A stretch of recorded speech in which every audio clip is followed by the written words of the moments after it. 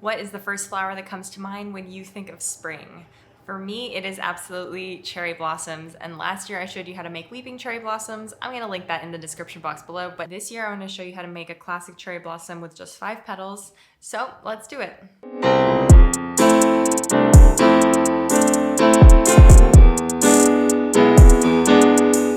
We'll start with our cherry blossom centers. So I have some 24 gauge wires here bent with a fairly large hook on the top.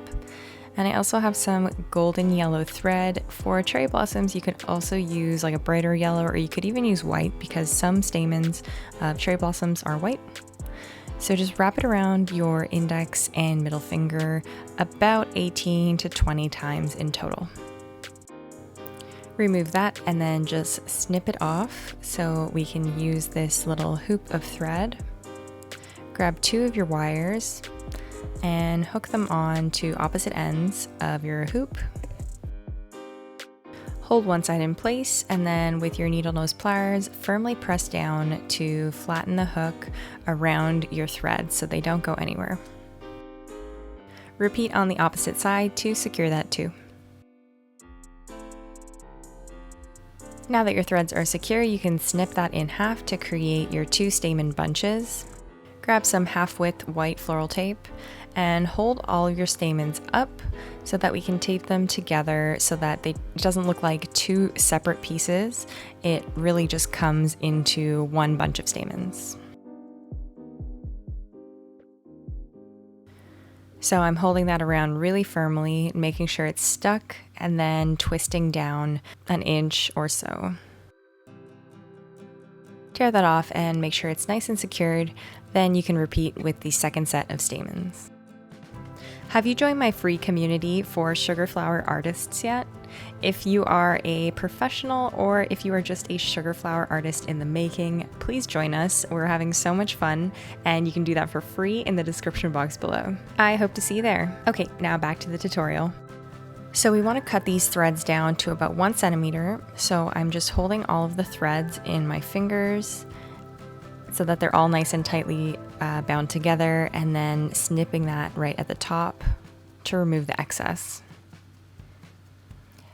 I'm holding the top and kind of giving them a bit of a curl, just so that they're not sticking straight out. They have a bit more movement to them, and this makes them look a bit more realistic.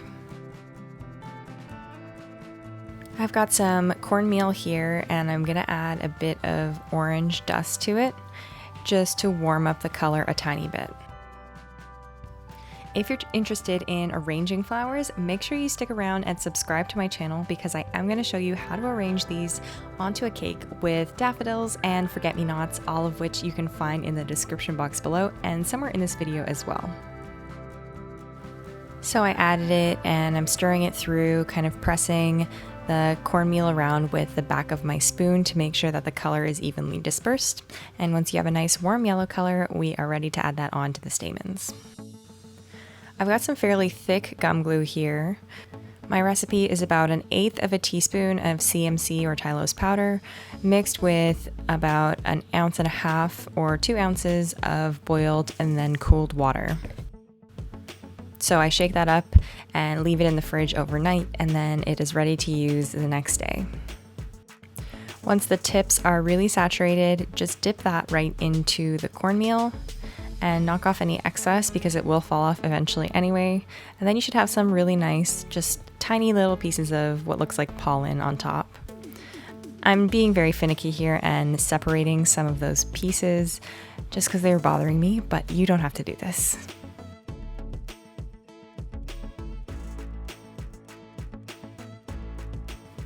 So I have a little bit of pink gum paste and a little bit of white gum paste that I've already kneaded together, but it's still a little bit too light. So I'm making a master color with just a classic pink color from Sugar Flare and kneading that through so I can add small amounts of it to the main amount of gum paste.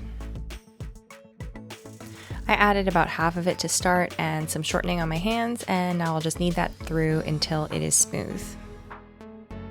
I'm happy with this color, so I'm going to grab my groove board in order to make the backing for our cherry blossoms. I spread a tiny bit of shortening on the board just so that this doesn't stick, and I took an amount of gum paste that's about the size of a grape. I'm making a cone shape and inserting that into the groove board. Flattened it a bit with my fingers, and now I'm rolling it gently. We don't want this to be too thin because we don't want our petals falling off. Peel that off, and then we can use our smallest cherry blossom cutter in order to cut this out. So if you have a 5-petal cutter, you could also use that and just cut little notches in each one. But if you have a cherry blossom cutter, it will make it a little bit easier for you.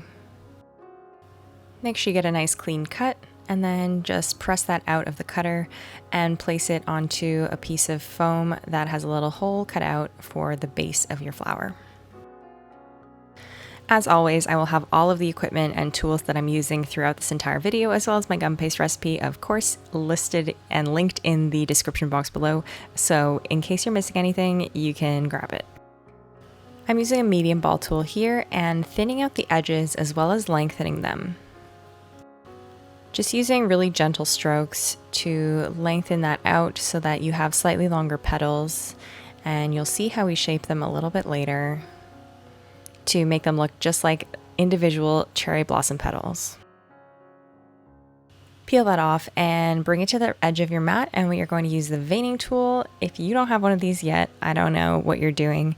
You obviously haven't watched any of my videos because I think I use it in 99% of them. So just bring that veining tool back and forth on each petal. I do kind of half and half on each side of the petal that's kind of demarcated with that little notch.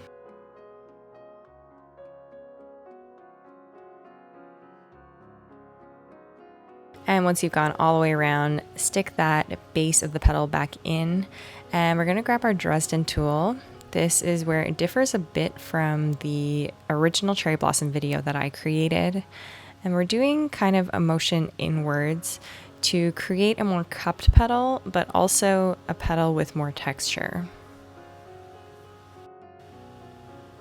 So I'm doing some light Dresden tool markings going inwards from the edges, and I'm also doing one down the center for most of the petals as well.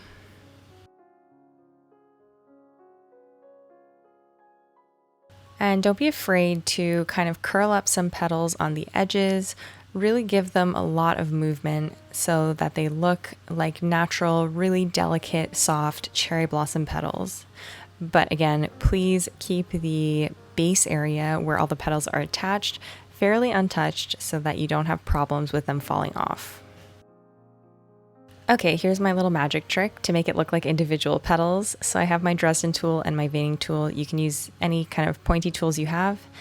And I am squishing those petals right at the base. I want them to have a dimple kind of right in the middle, so I'm putting a marking there first and then just dragging them in on either side to make them look like individual petals.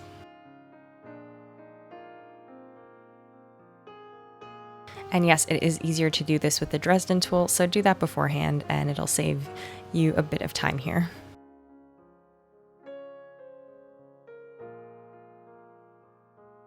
Once you have squished all of your petals at the base, we're ready to add it on to the flower.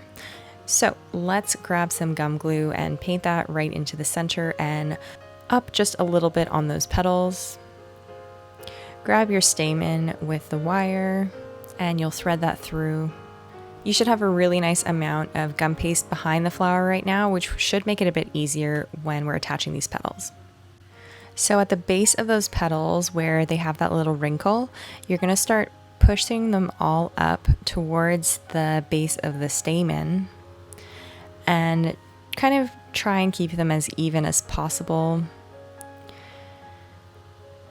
And also securing them as well as you can. You can always adjust a little bit later.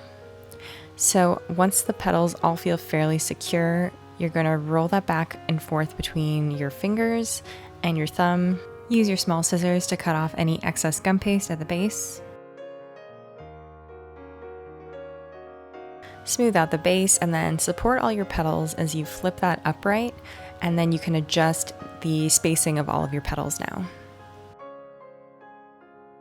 You don't want them to look mechanically even. I let them kind of overlap however they want to, but you want them to be fairly even around. Now I'm going to curl in some of the edges of those petals to give it even a little bit more life. And then we're going to be able to dry this upright in a piece of bumpy foam. This is what it should look like as it's drying overnight. Now we are ready to dust. So here is our completely dried cherry blossom.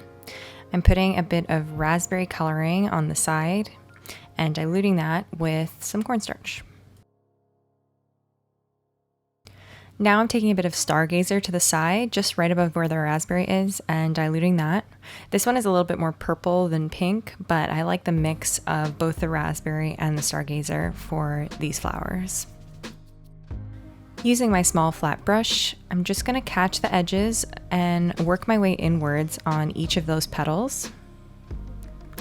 So this dust is fairly dark. If you think you're going to overdust it by using such a dark dust, dilute it more with the cornstarch so you don't end up with any splotchy areas or any overdusted areas.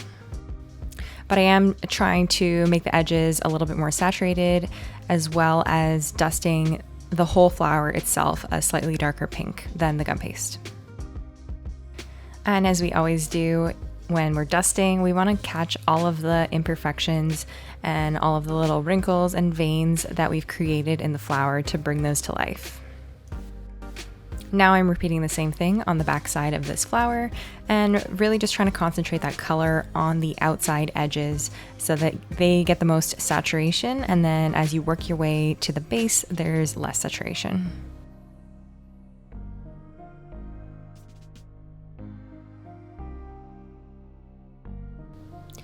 I'm taking an even smaller brush right now with the Stargazer, and this one is a little bit more saturated, so I'm trying to not have too much on the brush, and I'm just going to concentrate that right at the base of the stamen.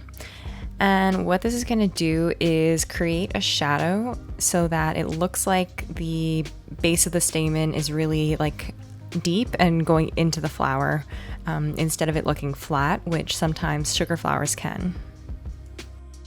So let's make some accent colors now, bringing some cornstarch to the side and grabbing some moss green and diluting that, of course. Now I'm grabbing a bit of my leaf green or green leaf and adding that, as well as some caramel to warm it up. So these colors I do use fairly sparsely on the flower because it's just to bring it more to life. It's not to actually color the flower per se. So concentrating this at the very base of the stem, so it looks like it's almost growing right out of the wire. You really want to blend that in. And then I'm also blending it up the petals on the backs just a little bit. Just helps make it look a bit more cohesive and really fresh as well. Now I'm grabbing a smaller brush so that I can put a few of those green accents just in between the petals. On any edges that are kind of light still, you can add that accent and it will really bring your flower to life.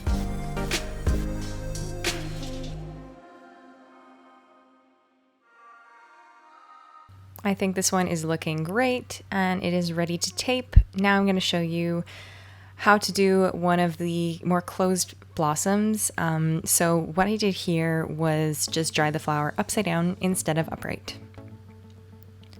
I'm adding a bit more saturation here than I did with the fully bloomed cherry blossom, just because the colors are a bit more concentrated when they're very young. So again, I pull that color down from the edges so it makes like a gradient or ombre effect.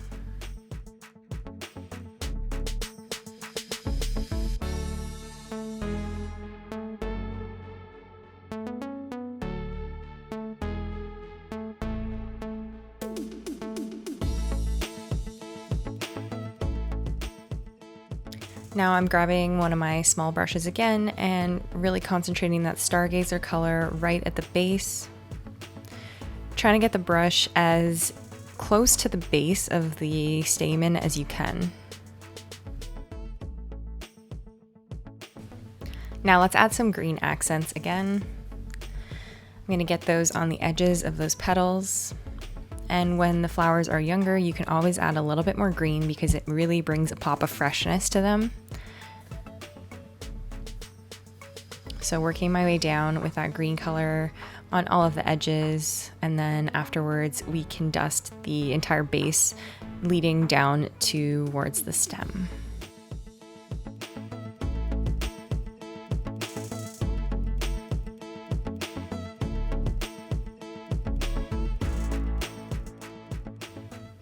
And here is the blossom and the bud all completed. I'll show you one more blossom really quickly here so you can just have one more example of what it looks like. So I'm starting by pulling in that raspberry color from the very edges and concentrating that saturation on the edges, and doing the same on the underside of the flower. Then taking that stargazer and really concentrating that at the very base of the stamen to create that shadow and depth. Then grabbing my green and concentrating that at the base, then working it up the sides of the petals and on the edges of the top petals as well.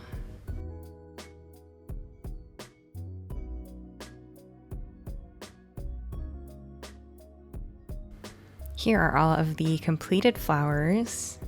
And next we are going to assemble them. We'll be using brown half-width floral tape for this.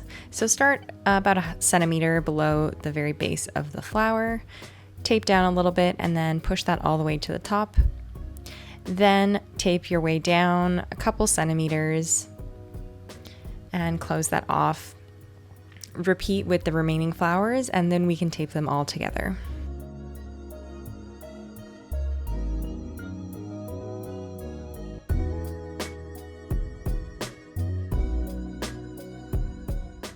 Start with your most closed flowers first, and I'm just going to bunch a couple of those together, facing away from one another just a little bit, and then start taping them maybe 1/2 centimeter or 1 centimeter down from the bottom one. So I'm going to wrap that around a few times, and then I can add on another flower. You want to stagger all of these flowers as you're going down so you can see all of them, and it also makes it look a little bit more natural than if you were to put them all in like one line or all facing the same direction.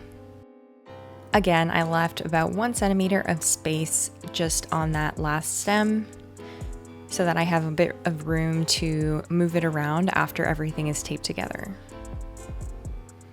Then just work your way down, adding more blossoms. You can add as many or as few as you'd like. Tape all the way down the entire stem once you're finished adding blossoms. Tear off the tape at the base. Then you can play around with the directions and just the shape of the branch itself to give it more movement and make it look a little bit more natural.